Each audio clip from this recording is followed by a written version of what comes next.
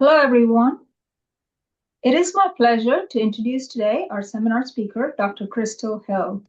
Dr. Hill is an assistant professor in the University of Southern California's Leonard Davis School of Gerontology. Her research investigates the impact of age on cell and molecular physiology, and she uses animal models and mechanistic approaches to conduct her research. A central focus of her work is to identify how macronutrients modulate conserved mechanisms of aging and tissue-specific function, with a goal to informing dietary interventions that enhance health span. In addition to several peer-reviewed publications, she has also presented at national and international conferences and actively collaborates to bridge basic and translational geroscience. She serves in leadership roles in the fields of aging, endocrinology, and metabolism, and in professional development initiatives supported by the NIH and the Association of American Medical Colleges. I could go on, but our goal today is to hear from her. Her talk is titled Impact of Dietary Protein Restriction on Neuroendocrine Signaling During Aging. And before I turn the microphone over to Dr. Hill, I would like to request our attendees to please use the Q&A box to post your questions as and when you think of them, and we will be sure to address them at the end. Again, welcome and thank you, Dr. Hill, for accepting our invitation, and we look forward to hearing from you. Thank you. Thank you so much for that lovely introduction. Good morning, everyone. It's such an honor and a pleasure to be able to present some of this data that is a foundation of our research interests, and as well as how is that growing into understanding how these different tissues respond to protein restriction, and also how does age intercept with those conserved longevity processes. So let's just go ahead and get started. Let's see, right. So I've taken a different approach of how I start this talk. And so trying to give it this perspective of why do we crave or why do we choose or select certain macronutrients? We know that there are three macronutrients, carbs, lipids or fats, as well as protein, but why do we select them? And so looking at this from a different perspective or a different view of, are our bodies telling us or are we sensing that we are depleted of a certain macronutrient? And so just to kind of give a background or overview of the components of eating patterns. So most of us probably can relate to emotional eating, which is linked to stress or social settings, as well as motivation and anxiety.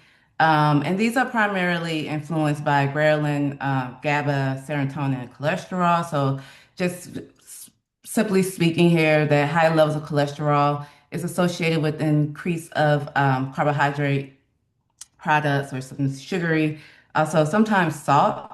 But that also could be related to hedonic eating, which is eating for pleasure, smell, taste, texture, variety of food. And this is really not to maintain energy homeostasis, but because I like it, I want to have it, or I'm stressed, or if you're a graduate student writing or getting ready for your quals or postdoc, you're writing a big paper, or even anyone in those stages right now writing grants. Yes, we tend to kind of snack on things as we're doing these.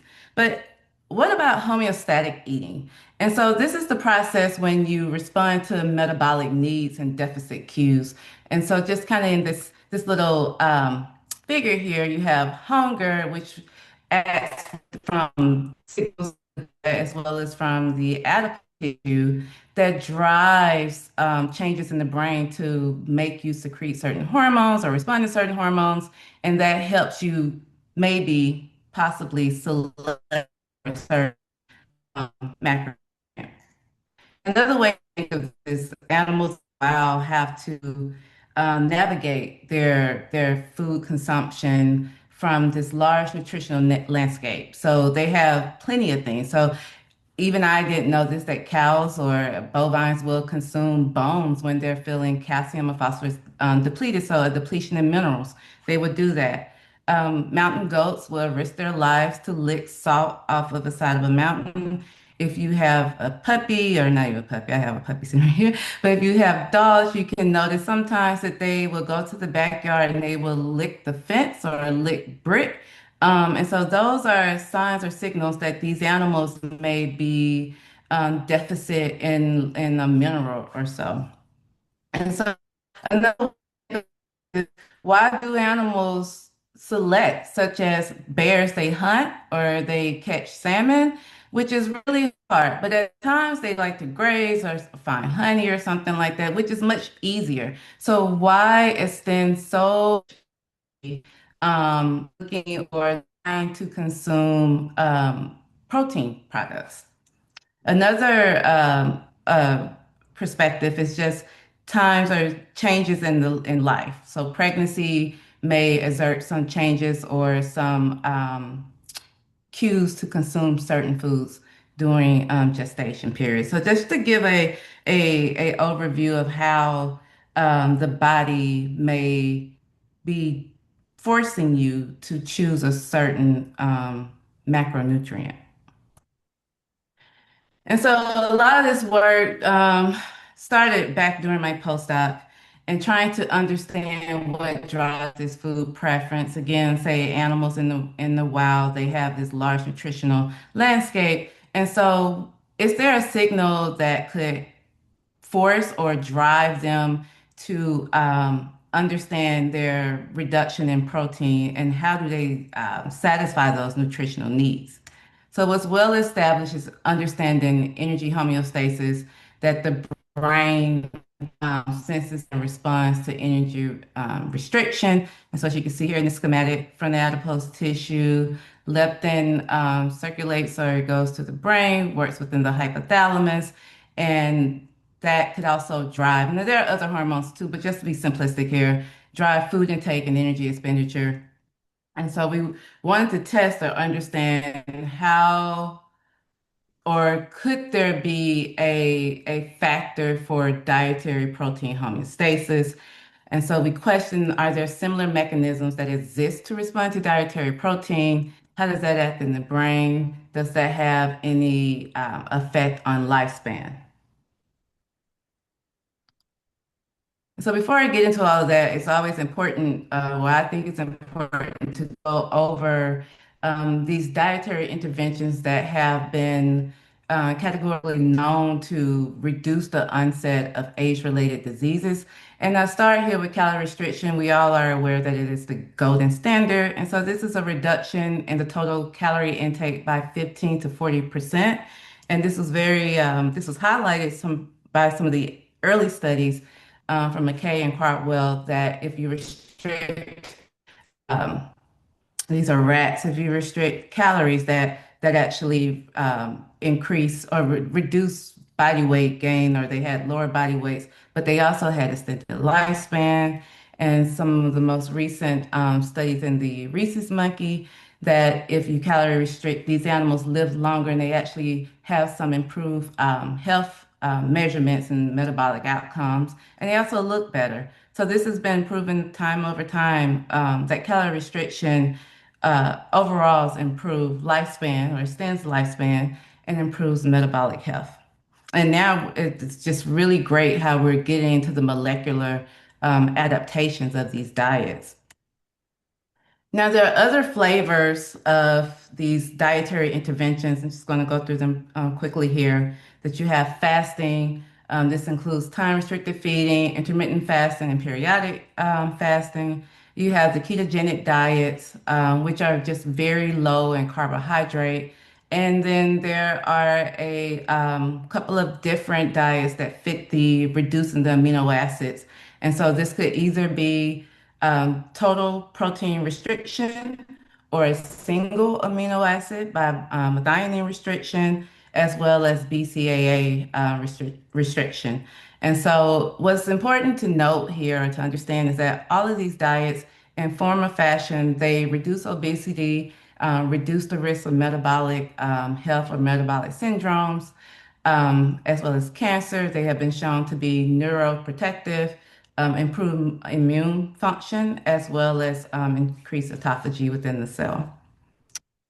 And so you can see that here that these diets, they mimic some of these pharmacological treatments that we are using to remodel and improve health. So it's great to see that if we introduce a dietary intervention, that the body will respond on those physiological inductions of a certain protein or a certain pathway. And so really starting to tease apart or dive into how these pharmacologics remodel this intracellular network here.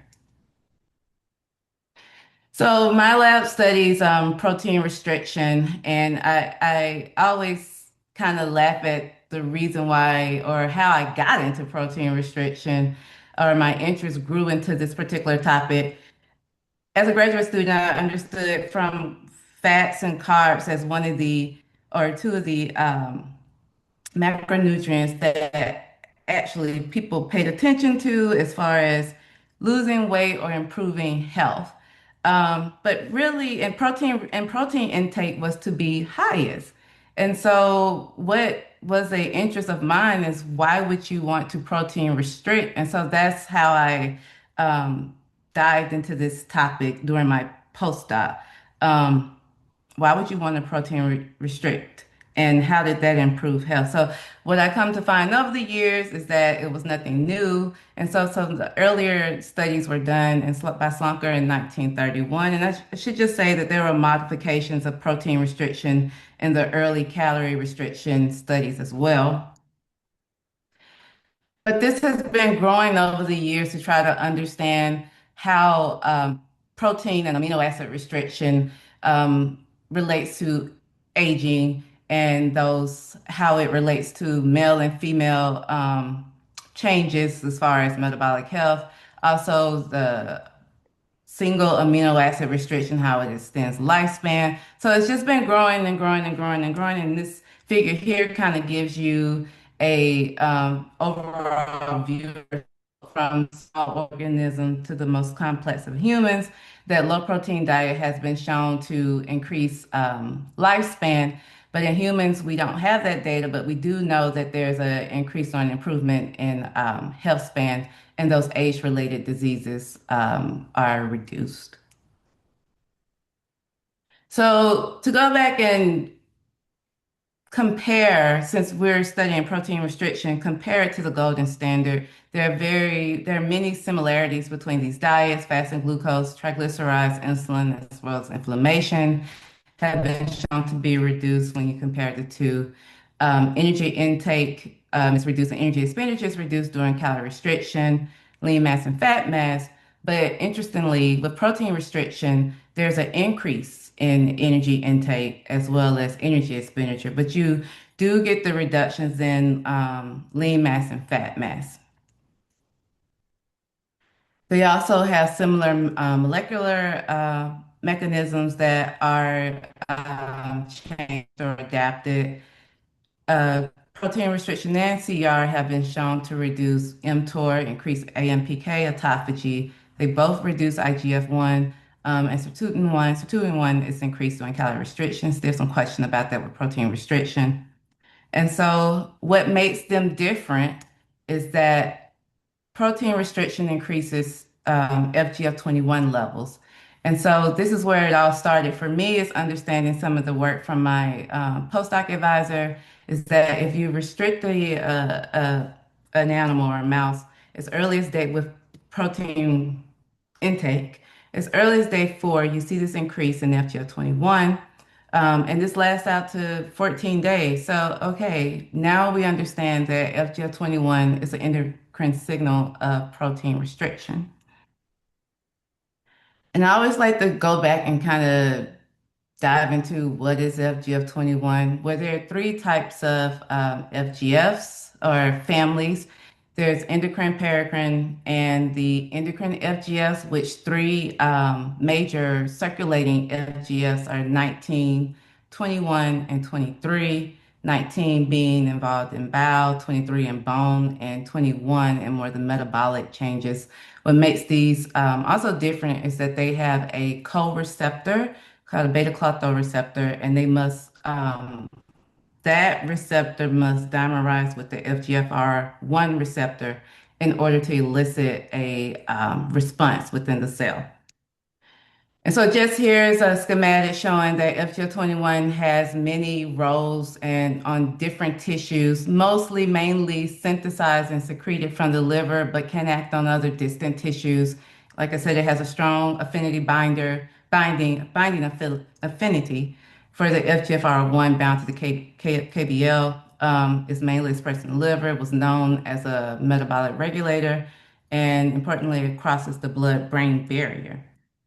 Now, there's been many studies in this field of trying to develop a long-acting FGF21. It's quite interesting, but this is some of the earlier work showing that FGF21 has a short half-life. And so making a pharmaceutical treatment was a limitation. But that those projects and that research continues to grow, and there are also some trials, I think, right now being implemented for that.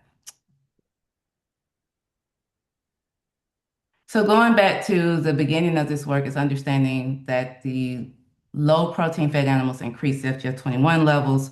They also have a reduction, in body weight gain. They increase in food intake as well as energy expenditure. And when you delete or blunt the FGF21 gene from animals or using the FGF21 global knockout mouse, these changes and these metabolic improvements are blunted or lost. They also show that FGF20 low protein increases UCP1 in the adipose tissue. So this relation of making the adipose tissue a little bit more healthier by mechanisms of browning, as you can see here in H&E stain, that the wild type low protein fed animals have more of the multilocular phenotype here, which is related to browning and density of mitochondrial function within these adipocytes. And that's completely lost within the FGF21 knockouts fed either diet.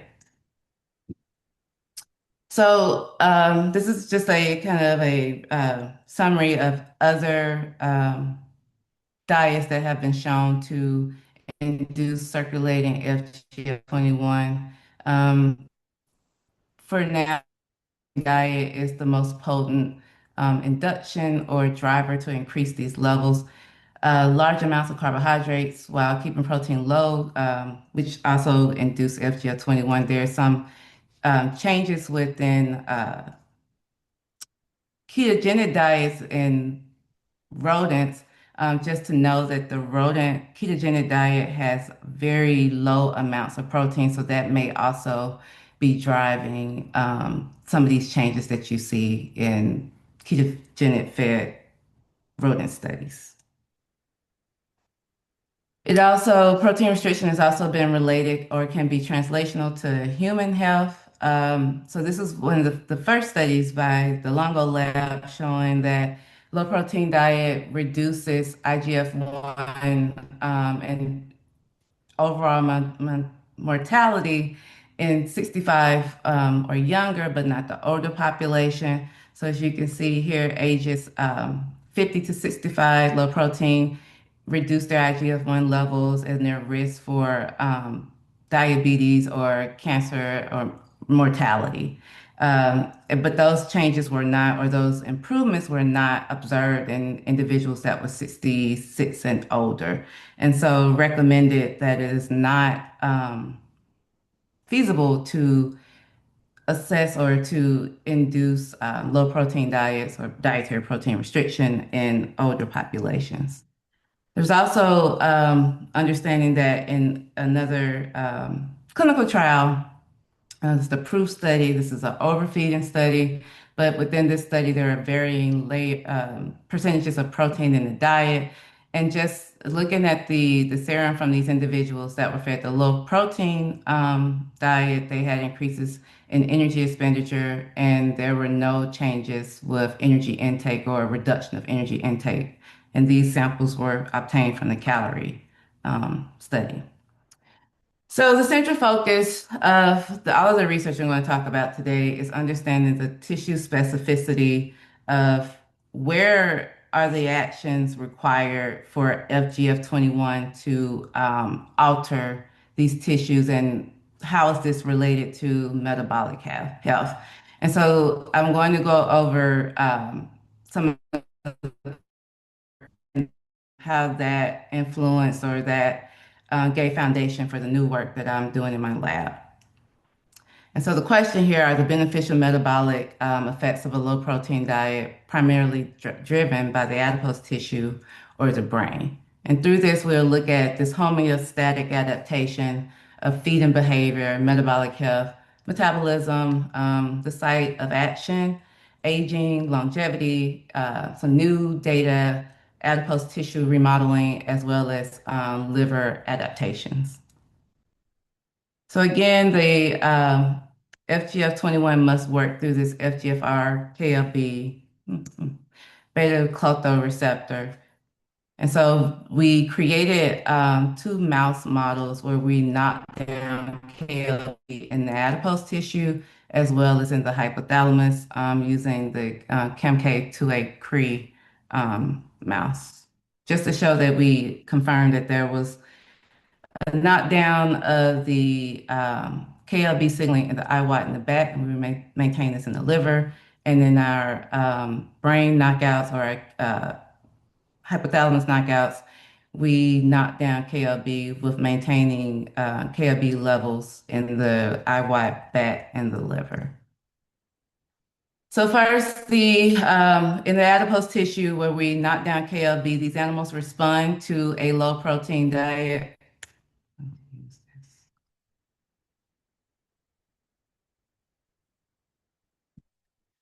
These animals the induction of a low protein diet on FGF21, but their body weight gain is similar. So FGF21 signaling in the adipose tissue was not required in order to benefit from the metabolic responses we see on a low protein diet, such as reductions in body weight gain. But if you look at the animals that were had KLB knocked out in the brain, we see that they too respond to induction of FGF21 on a low protein diet, but only the wild type or the flock's control animal is shown to have a reduction in body weight gain. We also looked at this in the context of a background of a high-fat diet and saw that these animals respond to a low-protein, high-fat diet on the induction of FGF21, and that the KLB animals fed a high-fat LP diet were more glucose tolerant. We also looked at energy expenditure and just showing here the 3 days of these animals being in the metabolic chamber, that the wild type or the flock's low protein fed animal has increased energy expenditure as well as increased or improved oxygen consumption and increased energy expenditure. And this was blunted in the animals with KLB knocked out or depleted from neuronal signaling. So there's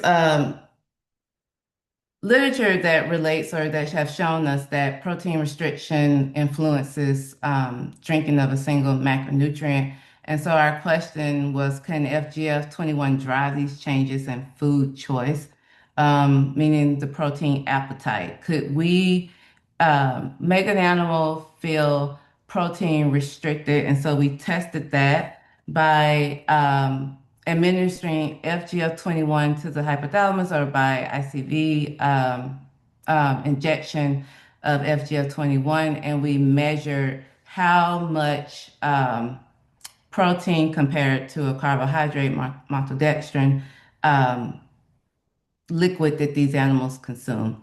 So as you can see here, there was no change on day 0, but on day 1 after their injection, they increased their casein intake, and even to day 2, with really no big change, but there's no significant change in maltol intake, but they reduce, there's a trend of reduction of maltol intake in the FGF21 treated wild type animals with no changes in their total intake. And when we do a preference for casein, we see that the FLOX FGF21 treated animals have an increased preference for protein.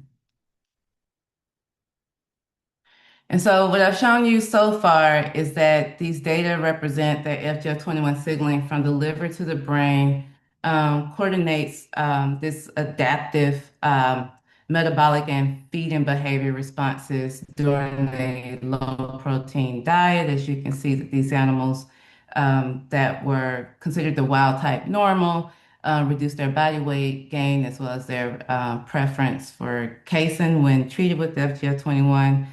At the same time, we were also interested in the interaction of low protein diets and FGF21 during aging. And so, what I did know before we started this project is that the overexpression of FGF21 increased lifespan. And in our hands, we have a non-oncological inducer of FGF21.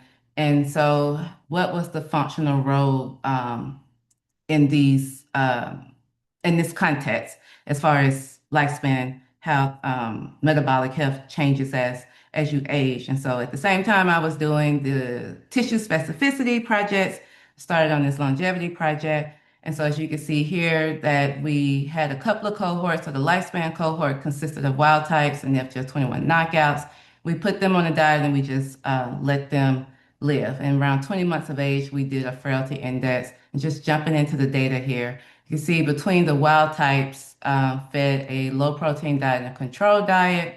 The wild types, the LP wild types had an increased lifespan. What's interesting here was when you compare the FGF21 knockout control diet compared to the LP diet, the LP knockouts had a reduced lifespan. And so just kind of hold that thought here because I'm going to come back to that later in the presentation because this was really interesting what happened to them.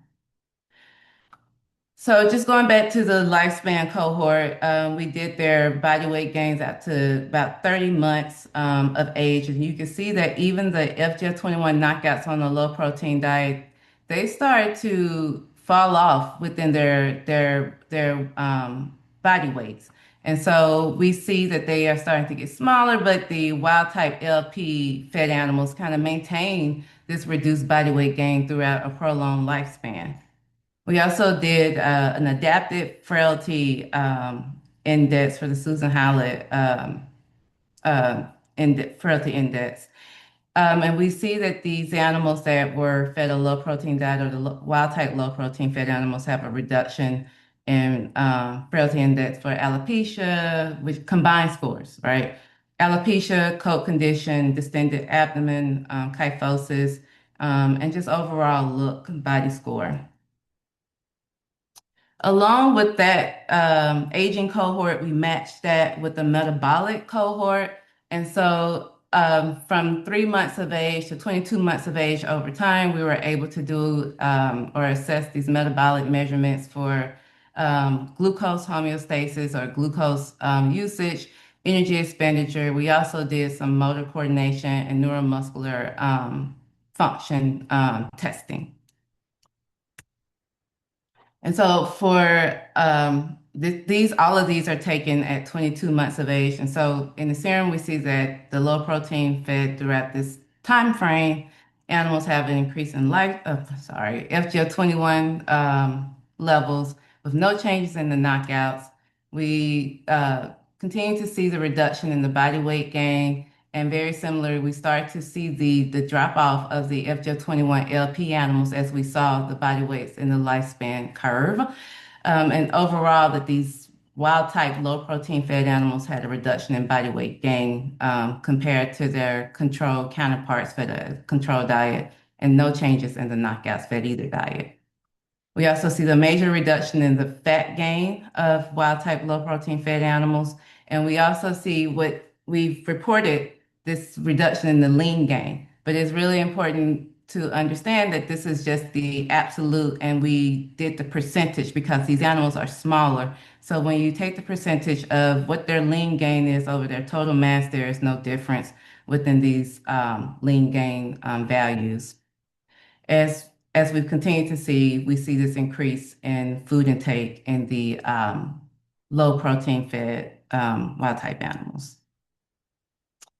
We also saw the increase in their energy expenditure, and this was quite interesting and surprising. And at 20 months of age, so as these animals are getting older, they maintain this increase in energy expenditure. It's related to these increases that we see in the browning phenotypes of low protein fed animals. So they have an increase in UCP1 as well as in CEA.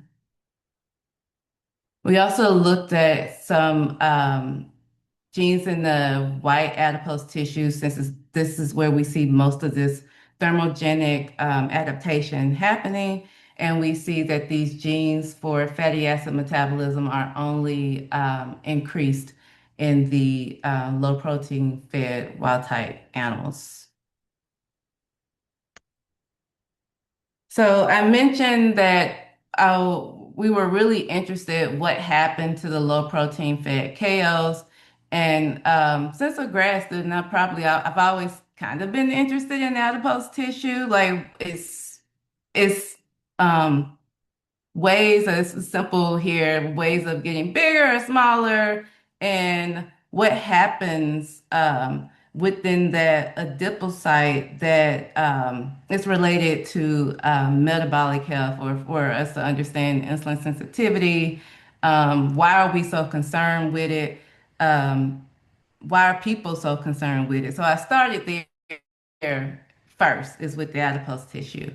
And so we recently published this paper, but I'm leveraging the adipose tissues from this cohort to understand, and also to understand how FGF21 may be influencing the changes there. So what we did is go back and get the adipose tissue from our lifespan or prolonged experiments, and we had our normal 20% in wild types and FGF21 knockouts in our low protein fed animals. And here we use the inguinal adipose tissue, epididymal, as well as the brown adipose tissue.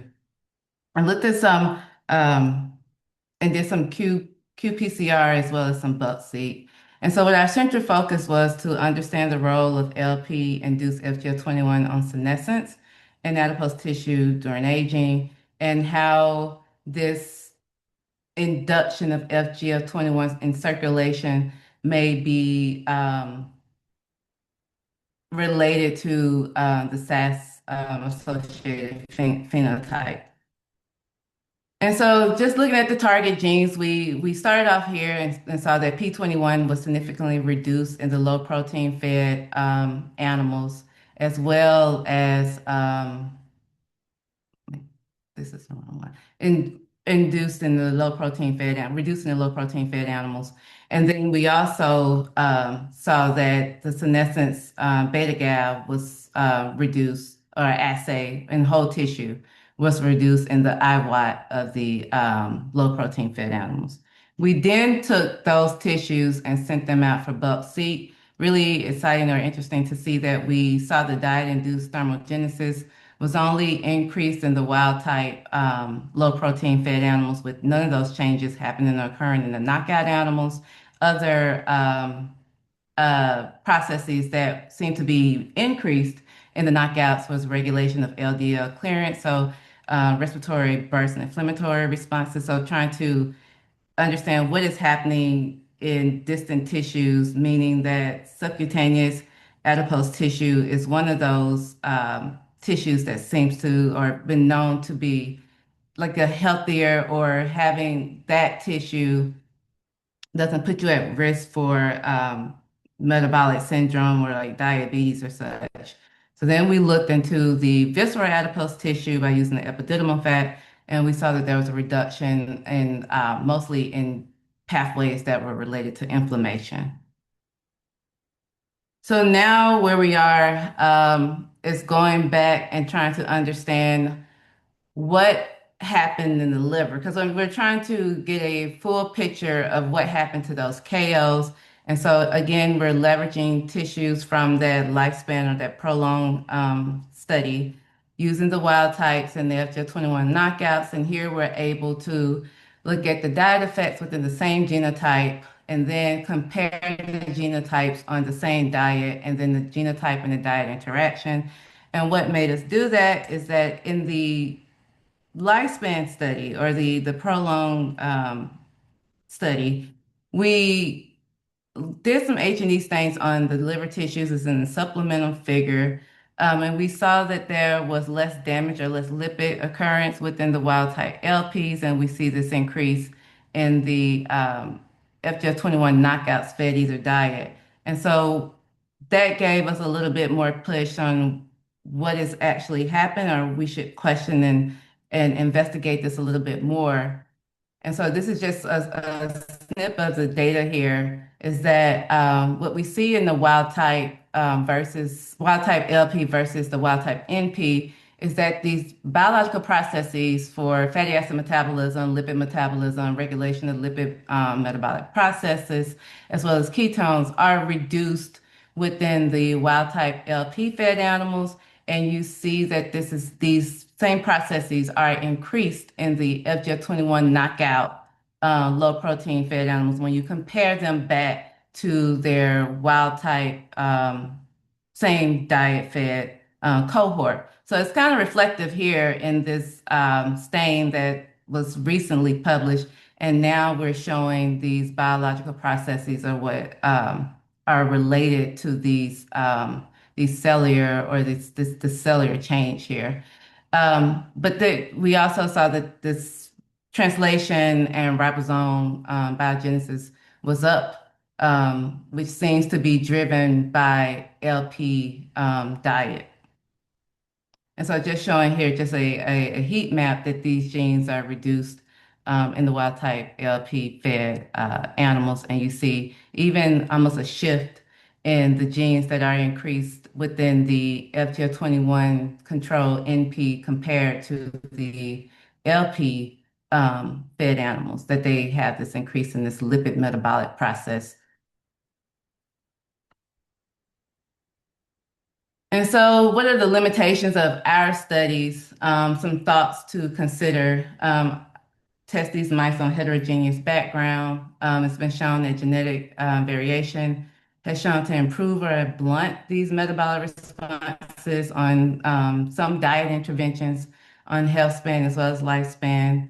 All of our mouse are on the C57 Black 6 background. It should be known that we didn't use the litter mate, so these are wild types compared to the FGF21 knockouts, maybe how much they have drifted or genetic drift from wild type. We didn't use their control litter mates. We also use our males. Sex is also important, or biological sex is important to understand how diets or diet intervention acts differently or distant or the same. And so it's been known that sex also alters the response to healthy diets. A lot of this work has been done by Sarah Mitchell and many others. So just not to mention her, but many others have shown this. The beneficial effects of protein restriction, amino acid restriction have also been primarily only illustrated in males, but the Lambing Lab definitely uses both sexes in all of their studies and have done some great work, even with physical activity and protein restriction. Karen Ryan from UC Davis has shown that if you overrectamize a female mouse, that they respond to dietary protein restriction the same as males. And so we only use another thought to consider is the level of protein content. We only do two, which is the normal and the 5%. And so varying levels of protein and energy content may also help us understand um, how these diets interact on within the differences in sex, genetic background, as well as physical activity, and as well as the total protein content or the source of the total protein content. Where does it derive from? Well, so this work was shown by Mike MacArthur um, back in 2021, is that it didn't matter, essentially, it didn't matter where the protein came from as long as it was um, reduced or there was a reduction in the um, protein total intake in order to benefit from FGF21 related improvements in metabolic health or metabolism. And so the conclusion so far, and these are current and ongoing projects in our lab, senescence and adipose tissue senescence adipose tissue, low protein induced FGF21 signaling, systemically circulating, uniquely remodels subcutaneous and visceral adipose tissue and increases thermogenic markers and reduces senescence. This was published back in Geroscience in 2000, last year, 25. Right now, we're looking at the role of signaling, FGF21 signaling on hepatic transcriptome during DPR. These revisions, I need to get this paper submitted by tomorrow. And then what I didn't show you today, which is some really exciting data and it's growing every single day, the role of browning of adipose tissue depots on metabolic health. And we're using male and female during DPR. And what we do know is that these females, they respond to DPR on distant pathways compared to the males in adipose tissue to benefit from a low protein diet. And I just say, yes, males and females, they lose weight or in the context of fat gain, they have a reduction in adiposity. They both have that. They have improvements in glucose tolerance. But the way that the cell navigates to benefit from DPR is quite interesting. So we're really excited about this project in the lab. And I also have another microbiome project trying to tease apart what happens within the mesenteric adipose tissue and gut health during aging. And so what our collective conclusion from all of these studies is that what started with my postdoc mentors lab, that FGF21 is an endocrine signal for protein restriction. And then doing my postdoc work, teasing apart which site of action was required for DPR improvements in metabolic health, is that we see that and how the animal selects protein or have a nutrient preference, and this signaling for FGF21 is required in the brain. We also shown that FGF21 is required during DPR to extend lifespan and improve metabolic health in male mice. And we also show that low protein diet protects from diet-induced obesity during middle age to early late age or the start of late age. So we've shown that. We've shared these tissues with other, we recently published that FGF21 signaling reduces inflammatory senescence associated or markers of senescence. And I didn't talk about the bat, but we see these related signatures in tissue. We shared these same tissues with other peers.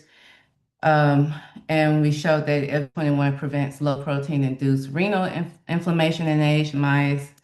Another paper just came out beginning of January to look at the mitochondrial quality control within cardiac tissue. And this was spearheaded by Wagner Dantas, who's at the University of Oregon now. And right now, getting ready to resubmit these revisions regarding how FGF21 coordinates these metabolic adaptations and how this remodels the transcriptome in during aging in low protein fed mice. And so I actually made it on time here, so I'm proud of that. But always forever will thank my graduate advisor for introducing me to the field of gerontology, geroscience. Never had heard of it in undergrad, so it has been a great journey for me to be on. And those back in the Barkey lab, my two mentors back from Pennington, Dr. Morrison and Jacqueline Stevens, a lot of insight and a lot of growth for understanding adipose tissue, and it's still very new and growing that, but just very thankful for them and everyone in my lab.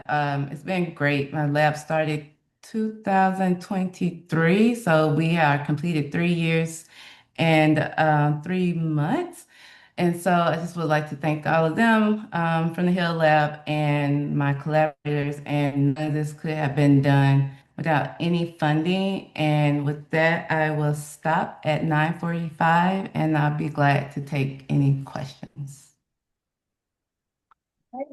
Thank you, Dr. Hill, and 9:45 out there on the West Coast for you and 12:45 for us here. That was Oh, so yeah, interesting. sorry. No, it's just kidding. But yes, thank you though for being with us very early in your morning. That was fascinating with regards to all of the wonderful, nuggets of work that you have. And we have a lot of folks who are interested in, senescence and all of this data that you presented, and they, I am sure, are thinking of their Okay. questions. And while I give them some time to post that, and because of your wonderful hats that you wear with regards to both the basic science and the translational sciences. How do you Mm-hmm. reconcile all this, data? And it was nice and encouraging to see a lot of health span, related improvements in addition Mm-hmm. to lifespan improvements. But what from a translational science perspective, what do you make of all of this? It's not entirely clear when during the developmental years or later do you introduce protein restriction. So yeah, kindly Oh, share yeah. your thoughts from Yeah. a translational gerontology researcher perspective. Right. So definitely not doing young developmental age. So there was a recent study that came out. I'm blanking the author, Mickelson. It was in Nature Metabolism, I believe, and they showed that this is in mouse and humans, this understanding of protein restriction in middle age. And what they really Mhm. focused on was the thermogenic markers in the subcutaneous adipose tissue. So really expanding on the health of the adipocyte in middle age, right, to older age gets you these beneficial benefits of PR. Again, the study that really highlighted not to do it in the 66 or 65 and older population was the Longo lab paper.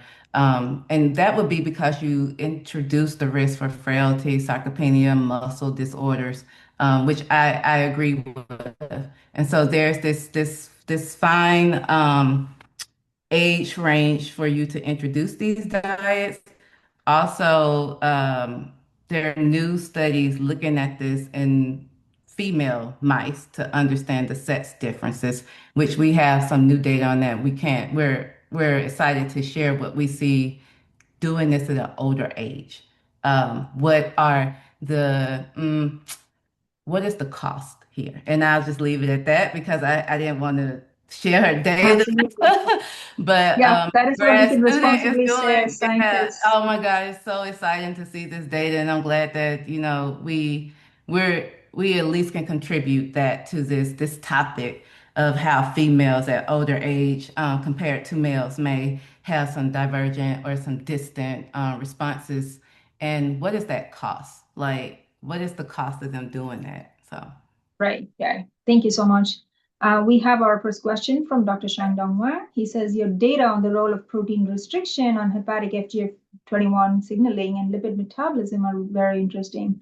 My question is, people with NAFL, non-alcoholic fatty liver disease, which is mhm. highly prevalent in the US, and approximately 35% of the middle-aged adults often have high existing endogenous levels of FGF21. Although restricting protein intake boosts FGF21, additional increases may not reverse the liver disease effectively, as called FGF21 resistance, right? That's how it's Mhm. labeled. On the other hand, high protein diets are generally more effective than low protein diets at reducing liver fat disease. Do you think we should encourage individuals with NAFL to have high protein diets, mitigating NAFL progression, and outweigh the risks of IGF-1 increase in the 65 Wait, and younger? So he's referring to the middle ages, 65 and younger. Yeah. sure. So But basically, he's asking if we should encourage individuals with NAFL, to have high protein diets to mitigate NAFL progression and outweigh the risks of IGF-1 increase. Oh, and not consider the risk of IGF-1. I'm not so sure I would take that stance of saying it's okay to have high levels of FGF21. I mean IGF-1 at such a older age. There was a JAMA paper that came out in 2023. I believe that was a human paper that was related to FGF21 treatments and NAFLD. And so that they saw some decreases in triglyceride circulating levels. Also, there was a recent paper by the Podoff Lab, and I don't think they had humans, quote me, but I remember the mouse data very well in the sense that FGF21 administration works through the hypothalamic circulatory circulation or feedback to reduce triglycerides, while FGF21 work locally to reduce cholesterol levels. So there is some understanding that the FGF21 is doing this locally and then working through sympathetic activity to reduce triglycerides. Back to the question of should we give low protein diet or no, give them high protein diet and the IGF, I wouldn't suggest doing. I wouldn't in the consequences of having higher IGF-1 in the cell and what it does and how it can increase or these, cancerogenic or growth pathways, I wouldn't take that stance or agree with that. Okay. And even for younger than 65-year-olds. Younger than 65-year-olds, giving them a low protein diet in the form of NAFLD. High protein for High mitigating NAFLD. It's still going either way, right? Because Yeah, I agree, IGF-1 but I don't just turn wanted to off, go. right? So, oh yeah, yeah, Yeah. IGF-1 doesn't, it's not a hormone that turns off as you get older, it's still there. And so, at any time doing that. There's also not just the IGF-1 here, but the cell turnover. It increases mTOR. And so Yeah. a low protein diet has been shown to reduce mTOR, and that I mean that's the master regulator and reduces um, these beneficial effects in the cell. So I Yeah. would not. Yeah. Okay. Thank you. You're Thank you so welcome. much. Uh-huh. The next question is from Dr. Alpert, who was a USDA scientist. He basically says, thank you for the fascinating presentation, particularly in the context of popular culture's current fawning over proteins. How closely does casein match the ideal amino acid composition profile requirements for mice? And to what extent, if any, have your research results affected your personal behavior? Ah, which is probably exactly Uh, what so but yeah, so okay, I take the latter first because it's easy to answer that. Actually, I've probably done all of these interventions. I think what I'm hearing this is I was a chubby kid. Like now everybody knows. And so I was interested in that as a child, like why or what happens. And I think that it's driven my motivation to understand what happens in the adipocyte because everybody's always so concerned about gaining weight. Um, and so what was the first part? That's the first. Can I so see? how one is the casein Oh, matching the okay. ideal So composition. the casing is quite standard to what um, is the standardized production of casein. Even if you go buy a casein powder, it's the same. I forget the name. It's like something 30, but it's standardized in the mouse. there's has not been any what we will say as discrepancies between trying to or to relate what we're using as far as the case of protein in our mouse studies with human digestion of protein. So it's a complete amino acid, total amino acid, total protein amino acid makeup. Great, thank you. The next question is from Samantha Gzak. I know she's been in conversations with you previously. She's our doctoral student. Samantha asks, first she says, Crystal, wonderful, exciting talk. I've loved following your work. And then she asks, with regards to her question, she says her dissertation work closely collaborates with Dr. Steve Simpson's group, and that she sees similar results where P21 and P15 are reduced on the Hmm. low protein diets. And similar to your data, P16 does not respond to diet in the same manner. So she's asking if you have any hypothesis why this would be, and additionally, for low protein diet, might it consequently result in high carbohydrate or high fat intake, which might directly promote SASP, the senescence-associated secretory protein. Therefore, although low protein blood cell cycle arrest markers might high carb or high fat promote SAS, which could potentially be more consequential for functional health. Yes, in that geroscience paper, we also did just the wild type group, right? Because I wanted to really understand how the diet, with having functional FGF21. So there's that, there's that interaction. We saw that in the high fat LP fed animals, they had reduced markers or cancer related genes.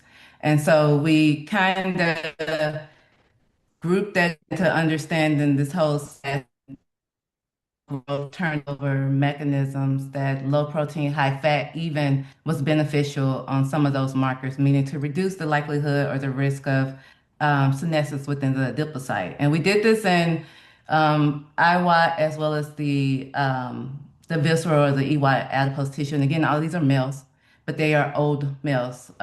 So there's the 16 to 22 months of age for the wild types. I hope that answered. Hey, Sam, I hope Yeah, that I answered does. her And that's question. sort of her latter question, but the first one where her low protein, diet results, which is from Steve Simpson's work, of course, in terms of the Uh-huh. actual implementation, says she sees similar results where P21 and P15 are reduced on low Yeah. protein diets, but P16 does not So respond. So what is, a so positive? P16 from my understanding is almost like the gas and the brake, like telling the cell to go or not go. And so we really don't, I haven't seen, I didn't get any differences in that as well. And so while the cell may be getting, or the lipocyte cell may be getting the gas to completely stop, the brake to completely stop through P21 and it's not through a P16 mechanism. So P16 has always been that kind of that and P53, right? So they've always been either up or down, and I haven't seen any changes with those two markers, just in the adipocytes or adipose tissue. Um, and so we really look at or understand that the senescence to stop or go or to continue to proliferate, differentiate was through the P21 pathway itself. Yeah, right. Thank you so much for that insight. And with that, we do have, all of our questions that were posted addressed. As a parting Okay. sort of thought, would you like to share anything with us? From what are some of the critical, urgent questions that need to be answered? You shared some for sure, but Yeah, for me, it was, I think it's really important that when we stress metabolic changes or adaptations, that we pay attention to a couple of things. Energy metabolism and glucose metabolism are kind of different, and we tend to clump them together. And I think it's really important to understand how these pathways work in concert, right? To achieve the overall goal. And so that's really, I think we should study that and how that age, really during aging, really important to understand how females respond to these diets and again, what is the cost? or what is the energy cost or the metabolic cost or even the lifespan cost? Because you may see benefits, but they may be burning the candle, and I say they, meaning females and mice, may be burning Yeah. the candle at both ends. And while it's giving you these improvements, it's not going to mirror what you see in the lifespans, what you continuously or constantly see in the males. Mhm. Um, and what else? The Lambing Lab has done the I think it's important in my topic interest is to really learn to or get to translate that um, you have to eat for lifestyle. So if I say protein restriction is great, is for metabolic health, or those that say eat a lot of protein, remembering what happens in the cell is really that contributes to these metabolic outputs or measurements. And so if you're sedentary and you eat protein on top of protein, get up in the morning, eat eggs, eat steak, eat a burger, and you're not extending or using that protein broken down to amino acids, mostly bodybuilders or athletes use that, it's going to damage the cell later. It's almost like people that used to inject growth hormone back in the day, probably still do, I don't know. You're driving this amino acid turnover, and after a while, you're going to exhaust the function in the cell. And like diabetes or insulin resistance, right? Same as for likely athletes, they're moving all the time, football players, whatever, and they're eating a lot. I use The Rock as a example. He used to eat like almost like 3,000 calories in a breakfast. But look how big and how much workout that he was doing. And so he actually used that just sitting on the sofa. So understanding where you are in your particular life at the stage is how we should consume food products. Well said. Thank you so much. And we appreciate all your, Welcome. research that you shared with us as well as your insights. And thank you again for joining us. Thanks everyone attending virtually. Appreciate it. Thank you so much. Have a great afternoon. You Bye-bye. too. Thank you, Dr. Hill. We really appreciate it. Oh, you're welcome. Have a great afternoon. Bye-bye.